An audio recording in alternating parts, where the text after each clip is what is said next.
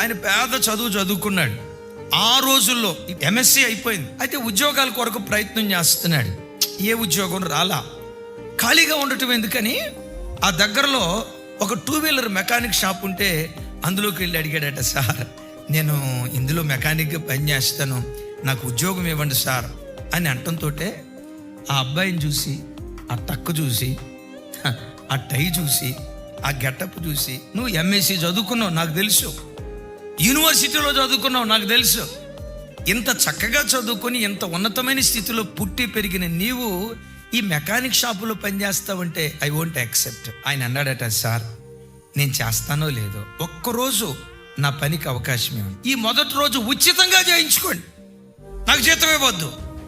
సరే ఇంత అన్నాడు కదా అని చెప్పి రేపు రా జాయిన్ అవ్వు అన్నాడట. రెండో రోజు వచ్చేటప్పుడు టక్క లేదు, టై లేదు, షూ లేదు, బూట్లు లేవు, పంచర్ లేసిన ప్యాంటు వేసుకొని వెళ్ళాడట. చూడటంతో గెటప్ మారిందే, సరే డ్రెస్సు మార్చాడు, ఇంతకు పని చేస్తాడా లేదా అవకాశం ఇచ్చాడు. అద్భుతం తెలుసా, ఆ ఒక్కరోజు సంవత్సరాల తరబడి అందులో పనిచేస్తున్న వాళ్ళైనా అంత నీటుగా వాహనాలు తుడుస్తారో లేదో అంతకంటే ఎక్కువ శుభ్రం చేశాడట. ఇట్లా భుజం కొడుతూ అన్నాడట, నా దాంట్లో పని చేయించుకోవటం నాకు ఇబ్బందిగానే ఉంది, కానీ నీలాంటి నమ్మకమైన వాళ్ళు నాకు కావాలని దరిదాపుగా 2 నెలల పాటు అదే స్థలంలో పనిచేశాడట. ఈ అబ్బాయి వచ్చిన తర్వాత రోజుకొచ్చి 20-30 రోజుకు బిజినెస్ పెరుగుతుందట.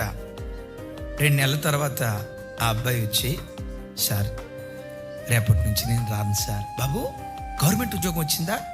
నీలాంటి వాడికి తప్పకుండా దేవుడు ఇస్తాడు. బాబు ఎక్కడ ఉద్యోగం వచ్చింది అని అంటే ఆ అబ్బాయి తలొంచి అన్నాడట, సార్ ఉద్యోగానికి కాదు సార్, గడిచిన రాత్రి దేవుడు నాకు దర్శనంలో ప్రత్యక్షమై తన పరిచర్య కొరకు, తన సేవ కొరకు నన్ను పిలిచాడు సార్. ఒక జాతులకు దీవెన కారణంగా నిన్ను మారుస్తా, నీ ద్వారా వేలాది కొలది ప్రజలను రక్షణ మార్గంలోకి నడిపిస్తా, నిన్ను నా సాధనంగా వాడుకుంటానని రాత్రి దేవుడు నాతో మాట్లాడాడు సార్. ఈరోజు చివరిగా పనిచేసి రేపటి నుంచి సేవకి వెళ్ళాలనుకుంటున్నాను సార్ అంటే ఆ యజమానుడు అన్నాడట, ఎస్ నీలాంటి వారిని దేవుడు కోరుకుంటాడు. ఎందుకో తెలుసా, చిన్న పనిని తృణీకరించక, లేనిపోయిన స్టేటస్లకు పోకుండా నేల మట్టుకు తగ్గించుకొని చిన్న పనిలో నమ్మకంగా ఉన్నావే, నీలాంటి వాడిని తప్పకుండా తన మహిమ కొరకు వాడుకుంటాడు.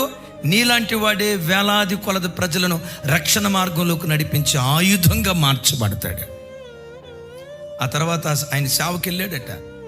ఆ ప్రాంతంలో సేవ చేసి ఆ ఒక్క దైవ సేవకుడు 10,000 మంది ఆత్మలను రక్షణ మార్గంలోకి నడిపించాడట.